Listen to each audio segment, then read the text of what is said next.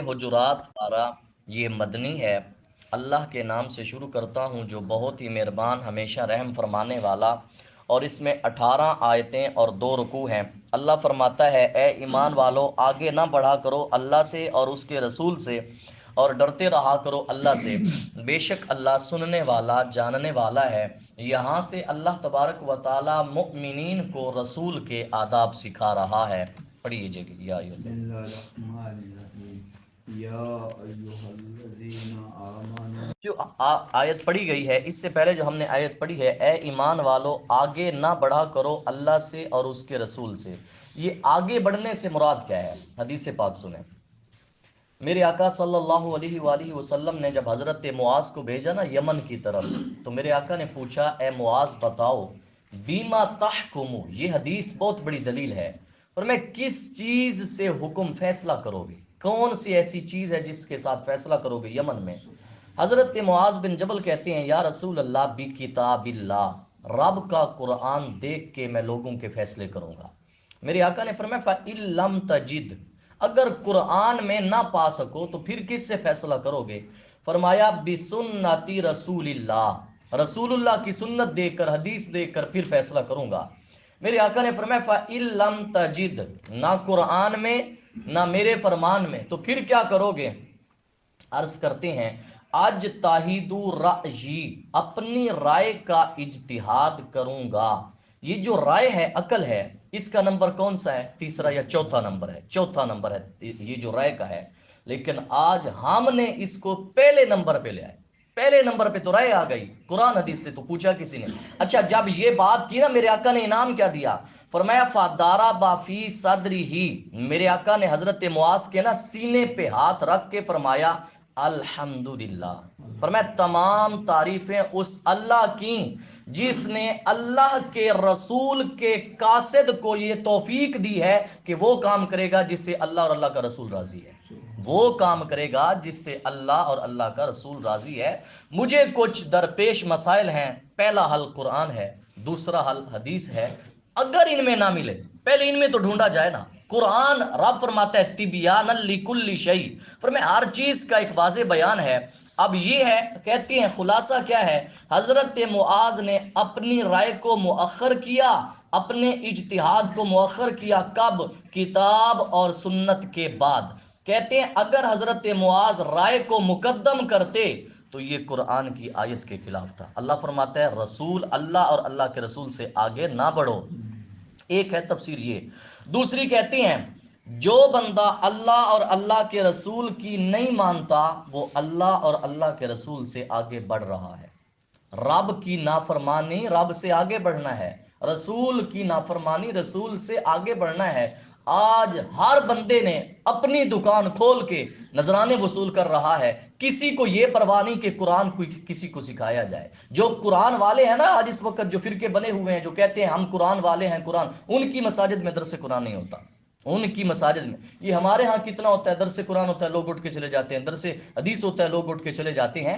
میرے آقا صلی اللہ علیہ وآلہ وسلم نے اس شخص کو شاباش دی جس شخص نے مقدم کیا قرآن کو، جس شخص نے مقدم کیا حدیث کو۔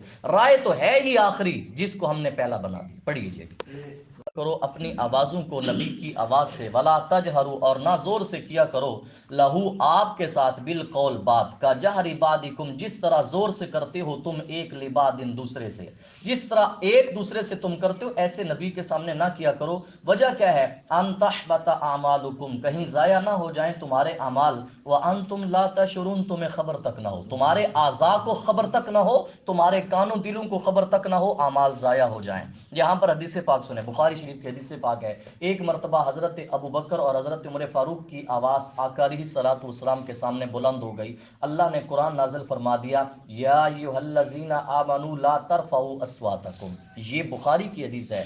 ابو بکر اور حضرت عمر فاروق، وہ یہ تھا جھگڑا اس بات پہ بلند ہوا، ایک لشکر جا رہا تھا، اس لشکر کے امیر بنانے میں اختلاف ہو گیا۔ حضرت ابو بکر صدیق نے فرمایا اے عمر اس کو نہیں اس کو بنانا ہے، عمر کہتے اس کو نہیں، بس صرف اس وجہ سے آواز بلند ہوئی۔ بخاری کے الفاظ ہیں، اللہ نے قرآن نازل فرما دیا۔ یہ کوئی دنیاوی بات پہ نہیں تھا جھگڑا مساجد میں، نہیں، بلکہ ایک امیر بنانے پہ ہو رہا تھا۔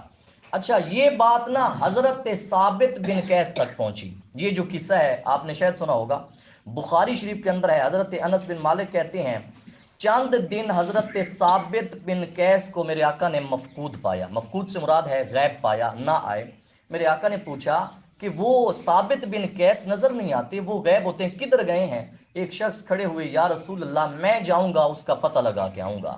اب وہ شخص جاتے ہیں گھر میں، کہتے ہیں منکسن رأسہ، سر نیچے کیا ہوا تھا. جا کر پوچھا ما شأنک، اے ثابت تیری کیا شان ہے، مسجد نبی کیوں نہیں آتے؟ تو کہتے ہیں شرٌ، حال برا ہے. صحابی کہتے ہیں حال میرا برا ہے. وہ کیوں؟ کہتے ہیں کانا یرفع صوتہ فوق صوت النبی، میری قدرتن آواز بلند ہے، میں نبی کے سامنے وہ بولا کرتا تھا. قدرتن، میرے اختیار میں نہیں ہے. میں یہ سمجھ بیٹھا ہوں کہ میرے عمل ضائع ہو گئے ہیں اور میں اہل نار سے بن چکا ہوں. یہ صحابی ہیں، بخاری کی حدیث ہے. ثابت بن قیس کہتے ہیں میں کس منہ سے جاؤں، میری تو عمل ضائع ہو گئے اور میں اہل نار سے ہوں. وہ قاصد جو پتہ کرنے گیا تھا، کہتے ہیں نبی کی بارگاہ میں آیا صلی اللہ علیہ وسلم، میرے آقا کو بتایا یا رسول اللہ قضا و قضا، وہ تو یہ کہہ رہے ہیں میں تو اہل نار سے بن گیا، میرے عمل ضائع ہو گئے. اب دیکھیں میرے آقا نے کتنی شفقت فرمائی. فَرَجَعَ إِلَيْهِ الْمَرَّةَ الْآخِرَةَ بِبِشَارَةٍ عَظِیمَةٍ، میرے آقا نے فرمایا جاؤ لوٹ کے اس کو ایک بشارت عظیمہ سناؤ، بڑی خوشخبری سناؤ.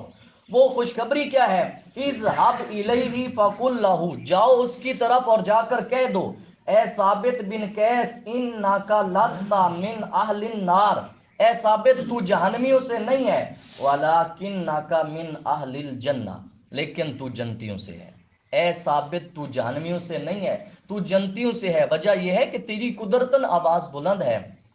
اندازہ لگائیں بعض دفعہ ہم بیٹھ کے، کتنے لوگ ہیں مسجد نبی، اور یہاں علماء نے لکھا ہے جس طرح میرے آقا کی تعظیم ان کے زندہ ہوتے ہوئے فرض تھی، اسی طرح آج قبر انور کے پاس اونچی آواز سے بولنا یہ بے ادبی میں شمار ہوگا. تو میرے آقا صلی اللہ علیہ وسلم نے اس شخص کو فرمایا تو جنتی ہے، تو جہنمی نہیں ہے.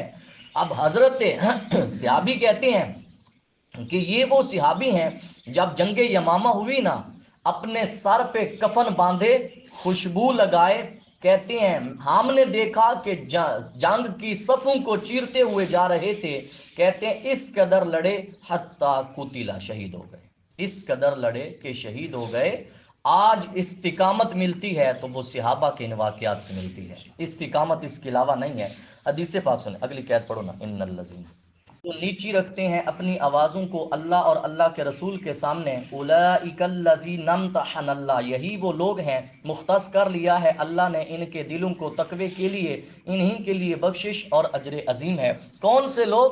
جو مساجد میں اور آقا علیہ الصلوۃ والسلام کے سامنے پست آواز رکھتے ہیں. حدیث پاک سنیں، حضرت عمر فاروق کو خط لکھا گیا، یا امیر المؤمنین، اے امیر المؤمنین، ایک بندہ ایسا ہے جس کے دل میں معصیت کی خواہش ہی نہیں ہے اور نہ معصیت پہ عمل کرتا ہے، کیا یہ افضل ہے یا وہ بندہ جو معصیت کی خواہش کر کے چھوڑ دے وہ افضل ہے؟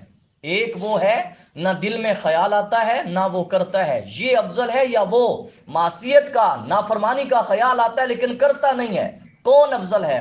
حضرت عمر فاروق نے فرمایا ان الذین یشتہون المعصیہ، پر میں نافرمانی کی خواہش ہے لیکن کرتے نہیں ہیں، یہ وہ لوگ ہیں جن کی شان اللہ نے قرآن میں بیان فرمائی. کون سی؟ اولئک الذین امتحن اللہ قلوبہم للتقوی، یہ وہ لوگ ہیں جن کے دلوں کو اللہ نے تقوی کے لیے آزمایا ہے. لہٰذا خواہشات کی پیروی ہے سامنے، چھوڑ کے قرآن پہ عمل کرنا. اللہ فرماتا ہے یہ وہ لوگ ہیں جن کو ہم نے آزمایا تقوی کے لیے. لہم مغفرۃ و اجر عظیم، ان کے لیے ایک مغفرت اور اجر عظیم ہے. آخری حدیث پاک میرے آقا فرماتے ہیں ایک شخص انجانے میں ایک ایسا کلمہ کہتا ہے جو رب کی رضامندی کا سبب ہوتا ہے. فرماتے ہیں بندہ نہیں جانتا کہ اتنا بڑا کلمہ کہا، لیکن اللہ اس کلمے کے صدقے جنت لکھ دیتا ہے. لیکن بعض دفعہ انسان ایک ایسا رب کی نافرمانی میں کلمہ بول جاتا ہے، وہ سمجھتا ہے کوئی معمولی سا بولا، لیکن اللہ اس کلمے کی وجہ سے جہنم میں ڈال دیتا ہے. لہٰذا ہمارے منہ سے نکلا ہوا ہر ایک کلمہ ہمارے خلاف یا ہمارے حق میں کل قیامت کے دن گواہی دے گا. دعا ہے اللہ تعالیٰ ہم سب کو